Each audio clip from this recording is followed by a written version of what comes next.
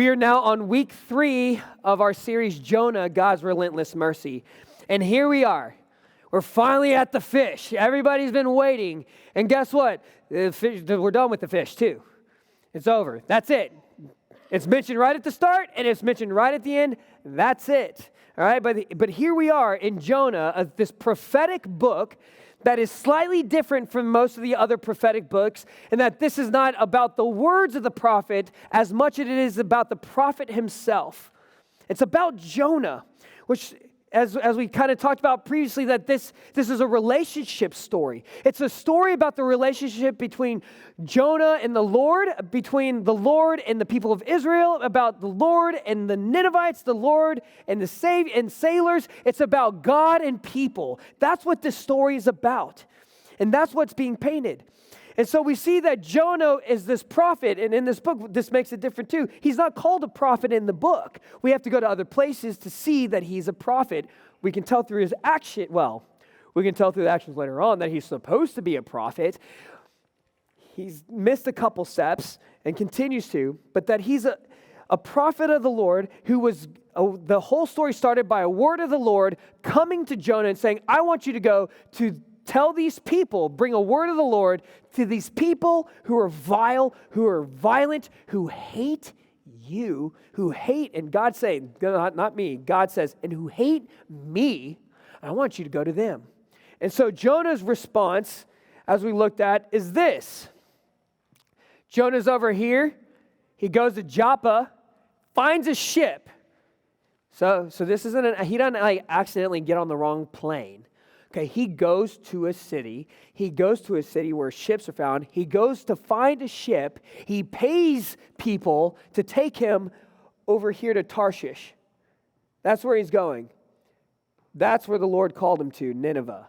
So you can see that Jonah is geographically going literally the complete opposite direction that God told him to.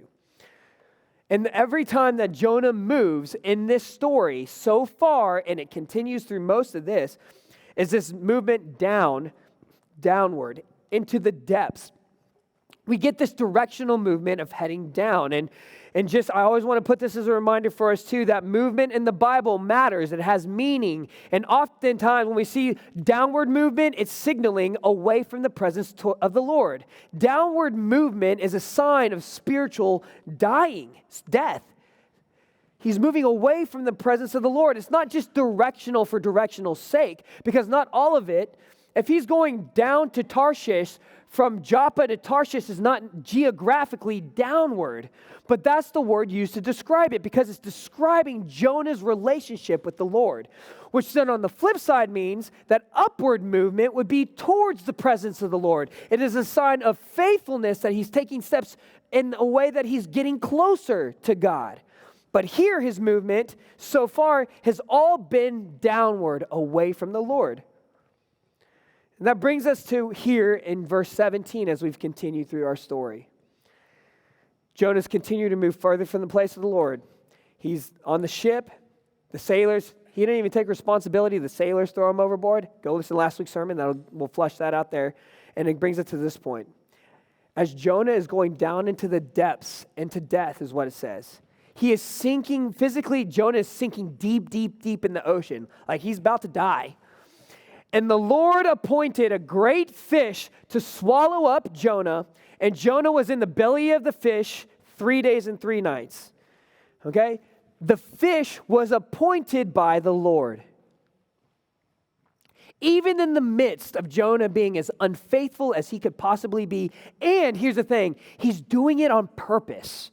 There are times when we don't realize that we're doing it, and that happens. But what Jonah's doing is he is purposely saying, Lord, where you're telling me, I'm not even going to listen to you.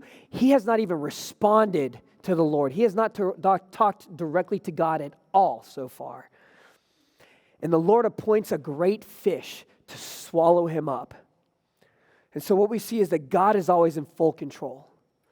Even with the winds and the way, like the sea, the Lord hurled a great wind at the boat. God's in control. He's always in control of everything.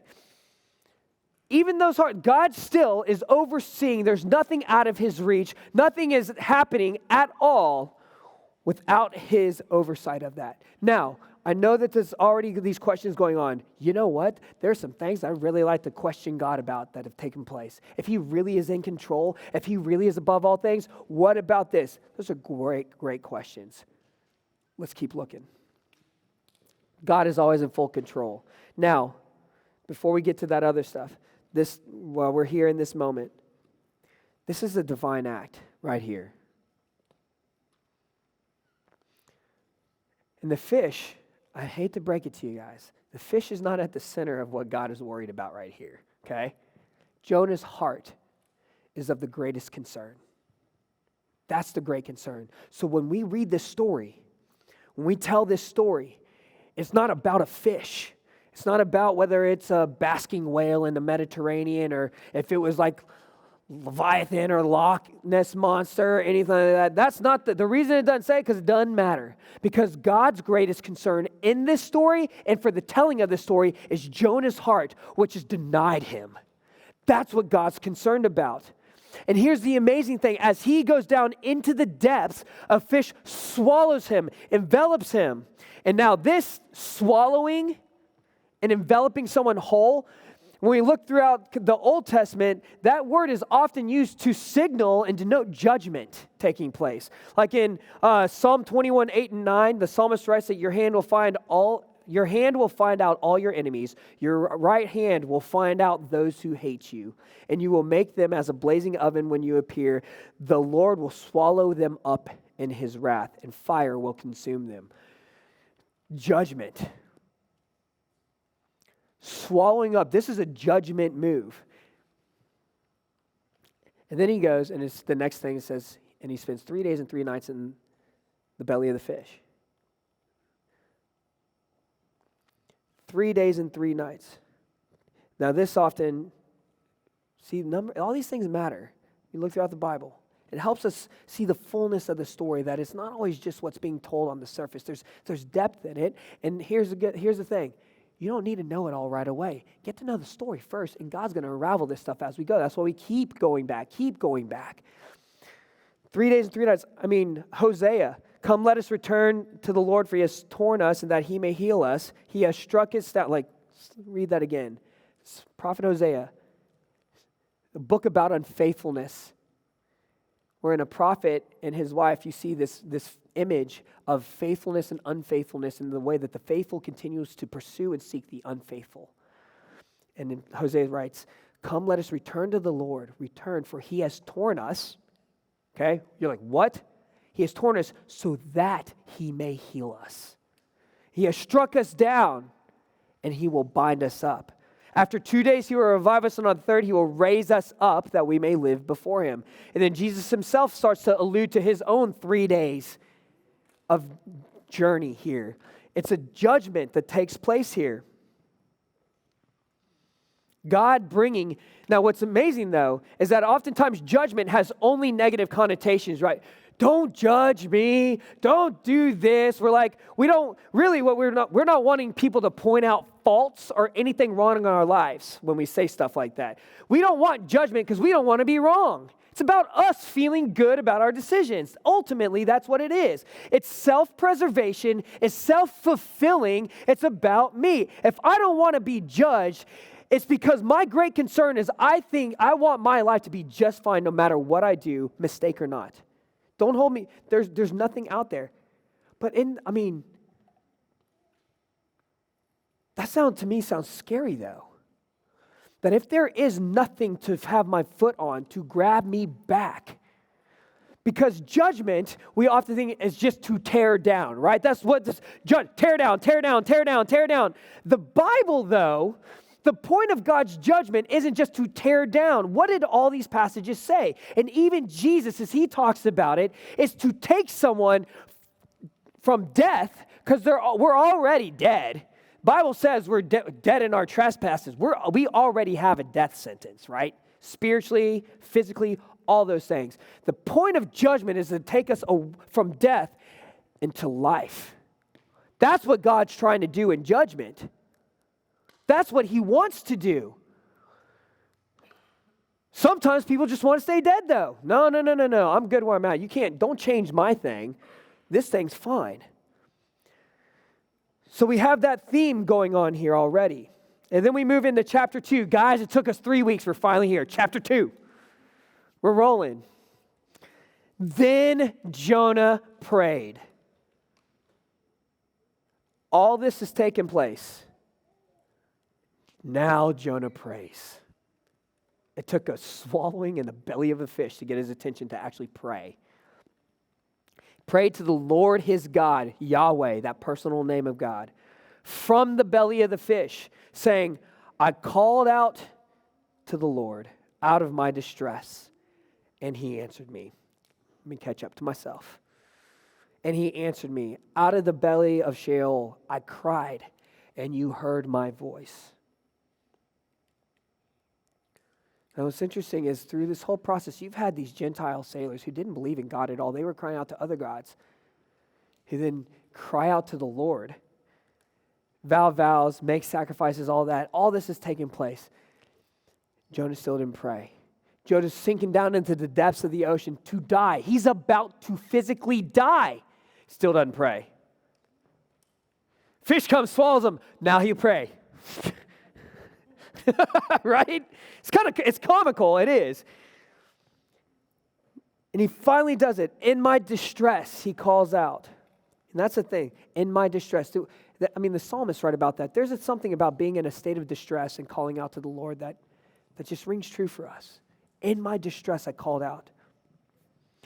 Now, here's what's interesting as we look at that verse. He prayed to the Lord from the belly of the fish. Prayed to God, the Lord is God, from the belly of the fish, saying this. Now, these two words, belly here, and then the belly of Sheol, those are two different words. Two different meanings here, okay? Belly of the fish translates more to womb. So prior to this, the writer is describing, he cries out from the womb of the fish almost. What happens in the womb? Life. Life takes place. What's the end goal of life forming in the womb? Birth. Life. Now, belly of Sheol, that Jonah prays though, there's a contrast here. The writer says the belly of from the womb of the fish, the place of life-giving. And then what does Jonah say? You in the distress, you answered me out of the belly of Sheol, the place of the dead, from the pit of death, where there is no life. There's a contrast going on already. The writer knows where Jonah's at personally. There's a stark contrast and perspective going on right now. Place of the dead. Sheol is a place of the dead. There's no return from Sheol. Like this like you're dead, you're in place of the dead. But what's interesting, in this act of judgment, doesn't this paint that picture of judgment we've kind of talked about and that a lot of us kind of probably go to already? We think like Jonah. Oftentimes we look at Jonah like, dude, look at this guy. How could he be like this? No, like Jonah is a figure for all of Israel also. But he's a figure for us because this is sin. This is a sinful nature. In those moments of distress and hardship, we look at it and go, I'm in this place of death where there's no return. No goodness is going to come out of this. Life is so bad, no life can take place here. And yet the writer of the book is sitting there looking at it and calling it the womb where birth and life will take place. God has a completely different perspective on everything that we go through in life than we do. Because he's God. And we're sinners. And guess what? It's going to be that way. You're not going to be God. I hate to break it to all of us because we like to play that role sometimes. And it's okay. Because this also shows that we aren't the ones that deliver ourselves. So don't place it on yourself or someone else in your life. There's no person that's going to save you.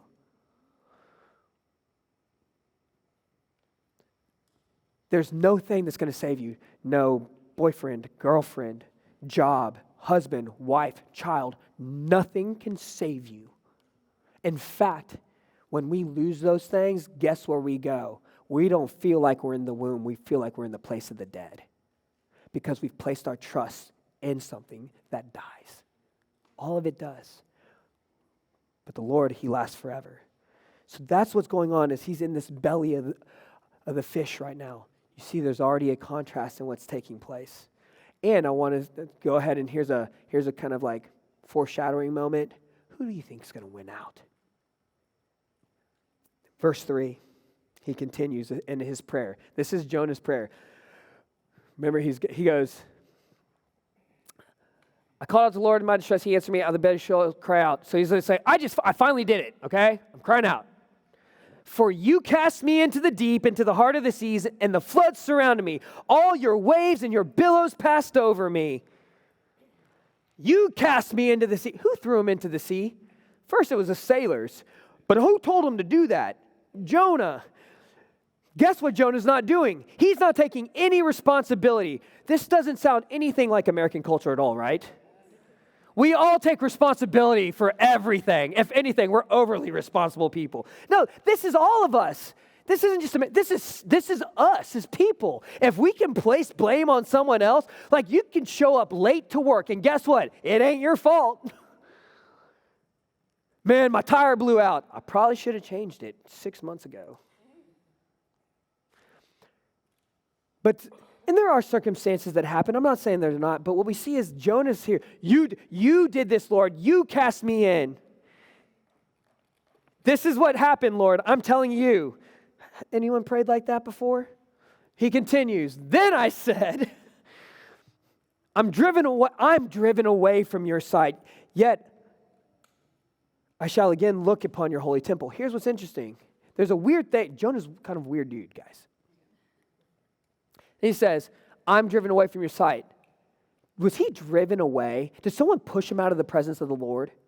No. If we look back at what happened, Jonah voluntarily bought a boat, and sailed in the opposite direction. And then, still instead of confessing or repenting as he's on the ship, he tells these sailors, hey, you know what? You throw me overboard and it'll all stop.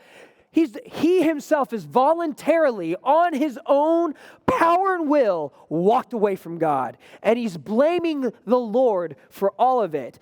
And yet, still in this moment where he is destitute, desperate, and far off, he says, yet, there's a hopeful moment in here. Yet again, I shall again look upon your holy temple. Regardless of the truth or accuracy of his perspective, Jonah still does get sin in this. That what it does is it drives us from the presence of the Lord. But as far as he is, he's never too far out of sight. He's never too far out of sight. But he does get that sin drives us away from the presence of the Lord. This is what it does. No matter what blame we want to place, no matter who we want to blame, this is what sin does. It places us in such a far distance that perspective on us gets lost. You see this in the garden in Genesis 3. When sin enters the world, we think the story oftentimes starts with the fruit. It doesn't start with the fruit. It starts with the distrust in what God has promised already there. The fruit, the eating of the fruit, is the action, it's the symptom that shows the sickness of the heart. It's already there. Sin has already entered the world. That's what we can sometimes miss in that. Sin's already there. And then what do they do? So that it doesn't stop there, though. It's not this internal monologue that Adam and Eve are having, like, well, you know what? I just don't really know. Like, should we, we're still going to do, but I'm not quite sure. It leads to it leads to listening to the snake, believing the serpent, eating the fruit, blaming others, like hiding from the presence of the Lord. It wasn't just chomp, gone, it's done. There's a relational fracturing that continues to snowball as it goes on. And as they keep on snowballing and spiraling, their perspective gets lost. And so for us, as we sit here and read this, guess what? Our perspective is lost somewhere on our lives. It's somewhere there. Because that's what sin does. It's real and it's serious. And if we paint it as anything other than completely destructive to our relationship with the Lord and all of creation, then we're doing a disservice to the Lord and the message of the gospel. And really what has happened is we've lost perspective. And so Jonah's praying. He's lost perspective, but he still realizes sin is destructive. And the waters closed in to take over me in verse 5. The deep surrounded me. Still, guys, anything Jonah's done? Nope. Weeds were wrapped around my head. At the roots of the mountains, I went down to the land whose bars closed upon me forever. Yet you brought me up. You brought up my life from the pit, O Lord my God. Now, there's a whole lot of stuff here, imagery that we could get into. Sake of time today, we're not going to get into all of it. But same thing's going on here. This place of no return. This is like more Sheol talk. Like he's in this place of death. He's wrapping around all these things. Like there's imagery and stuff. Like, but he's dying, and it's doing it to him. I went down to the land, this place where you can't come back from. The waters are wrapping over me. Waters, baptism, think language here. We go down the water dead as sinners, dead to our sin, and we rise up out of the water with new life. Baptismal language is already taking place here in Jonah. And through this prayer, this is what's interesting that's going to lead us into the next part. He's blamed God, blamed creation, all these things, but he finally says, yet you brought me up. The first upward movement in the book of Jonah, right here. It brought me up. And it's in Jonah's prayer. Who did it too? Did Jonah do it? No. The Lord had to bring him up. He continues in verse 7. When my life was fainting away, as his life was literally leaving him, breath by breath, I remembered the Lord, and my prayer came to you in your holy temple. That even in this moment where Jonah is so far gone, God sees him in the depths. God saw him in his lostness. No matter what is going on in life, no matter how far you feel, no matter how distant the distance has gotten, God sees us in the depths. He sees you in the darkness. He sees you when life is fainting and fleeting and it's going away. When you, there have been multiple times in my life where I'm like, this may be the last one I take. That could be spiritually, emotionally, whatever it may mean. God sees you in that moment. You're never too far gone. Jonah has literally done everything he can in his life to run away from the Lord, to get God out of his presence, to remove himself from the blessing and the movement of the Lord. And yet God still sees him. And so what the fish really is then, it's judgment. It's also a means of salvation for Jonah. It saved him. It's preserved him. And he continues in verse 9. Verse 8, sorry. Those who pay regard to vain idols forsake their hope of steadfast love.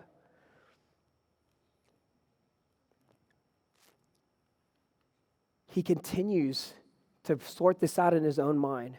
Man, but those who, and these idols are these deceptive snares, these traps, they're empty when we need them most. He's like, man, if we pay for those people, still other, right? Not like Jonah did this. For those people who do that, what happens is you forsake their hope of the steadfast, the hesed, the love, the kindness, loyalty. So all these things are like wrapped up into one. As we do this, we sacrifice that.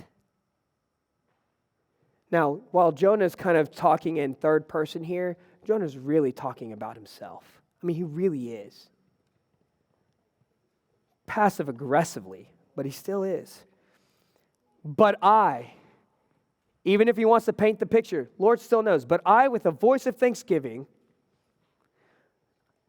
this is a moment where you could take it as sarcasm, but also I think there's something here. Hey, I know that this is what has him, but what I'm going to do now, what I'm going to do in this moment is with a voice of thanksgiving, I will sacrifice to you what I have vowed to pay, what he already promised, for salvation belongs to the Lord.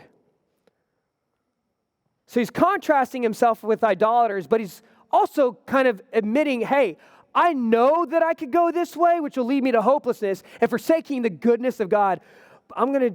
I'm going to do this instead.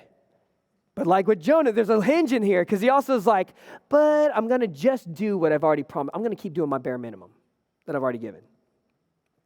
But salvation belongs to the Lord. And the Lord spoke to the fish, more of God's control and power, and vomited Jonah out upon the dry land.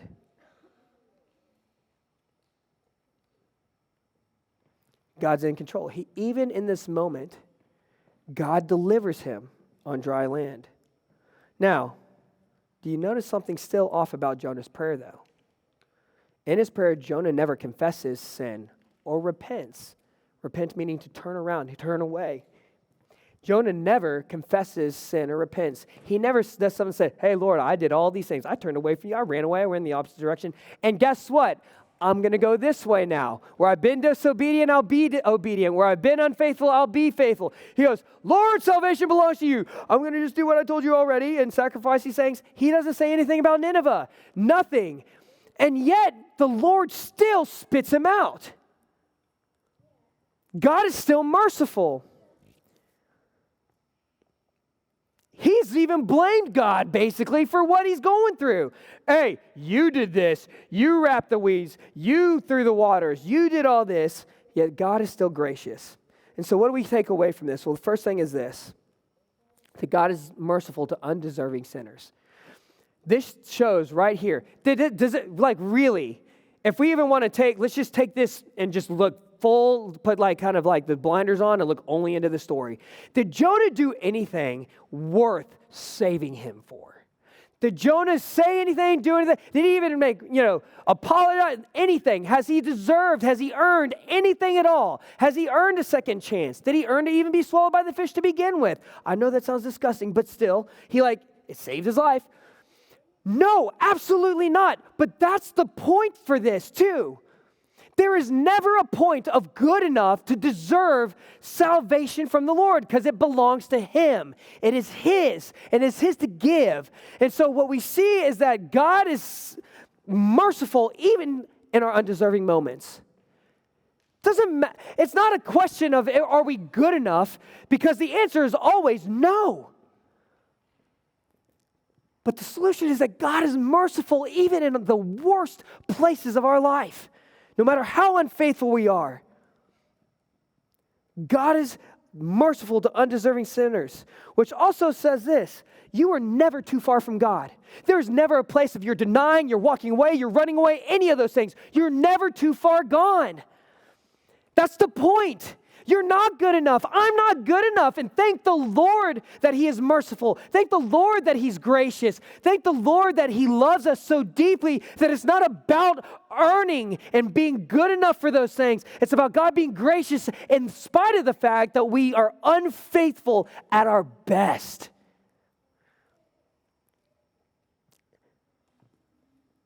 And what happens with Jonah? What does he do? The whole fracturing broke because there was a trust breakdown where when the word of the Lord came to him in the beginning, he didn't even respond. And so we're in the midst of the death. The real transition in life means that there's a relational something there that made him turn to the Lord and finally respond. Relational restoration begins where rebellion began. And it starts at that trust, that connection with the Lord, our crying out. Restoration doesn't take place all the way down, even at the behavioral issues with Jonah. Restoration and salvation begins in the heart and with the relational trust that Jonah had with God, to just speak, to respond. Here's another thing that we see. Godly discipline is a sign of godly love. We don't like this a lot. But if God is just, we need to trust Him in that. Godly discipline is a sign of His love. Jonah even here begins to realize that however painful God's discipline in this moment is going to be in the present, it will yield fruit even through the training and the trials that he's going through. We often look at discipline as just like judgment. It's a negative thing. Wrong, you did wrong, you did wrong, you did wrong. I mean, that's oftentimes how parenting goes, right? They did wrong, they did wrong, they did wrong, they did wrong. You messed up here, you messed up here. Here's the difference where discipline, and you can get into like ungodly discipline that leads to all sorts of breaking of relationships, that can lead to abuse and all sorts of things. Here's the difference between all of it. Godly discipline, the goal of godly discipline is to bring back into alignment and wholeness with God himself. God disciplines his children to get them back to himself. So if we think of the discipline in our own life, godly discipline, I'm going to say even the discipline of our children or whatever it is, working environments, whatever it is. What is the goal of discipline? If it's to correct behavior that doesn't change the heart. And what really changes behavior is the heart. Because we can learn, and y'all know this, for teenagers who are in it, and as those who have been teenagers, we know we can learn when to put on the right show for things, right? What changes it is when our hearts change. And godly discipline brings back into alignment with the Lord so that heart transformation and the restoration of that relationship takes place. So if we're disciplining anyone, kids, in the workplace, whatever it may be, the goal should be realignment, not behavioral correction, because behavioral correction will come with realignment. Now, this may be a change, and how do we start that? Good question. Let's keep on doing this, because guess what? We do it together. You may notice it's always a work in progress. We all will walk through it, and we'll have moments of success and failure, but the goal should always be realignment of the heart, because that's where transformation takes place. And then the final is that God is the only giver of salvation. Salvation belongs to the Lord. The only way for any of this takes place, for that goal to be accomplished, is because God himself is doing it. That's it. And that's good news. I was watching some Instagram reels and stuff like that, and they're like, oh God, da, da, da, da, da. I'm like, why would I not want someone to fix this? Like, why would I, like, even if I step back from like a Christian perspective, why if I just looked like objectively clean, which there is no such thing, but if I tried to and looked at it, why would I not want there to be like, please someone fix everything here? Because the more we've tried to, the more jacked up it's gotten, and the more jacked up it's getting, right? We're not making it better. We're destroying it one by one, day by day. We need a healer, and it can't be us.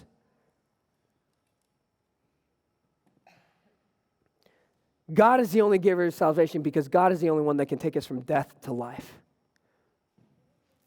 And this is where the good news of Jesus Christ, who came in as the only, as we say in some of the prayers that we'll do and stuff like that, as the only mediator, advocate, all those things, the propitiation of our sins, all the words that we'll use, atonement, sacrifice, all that.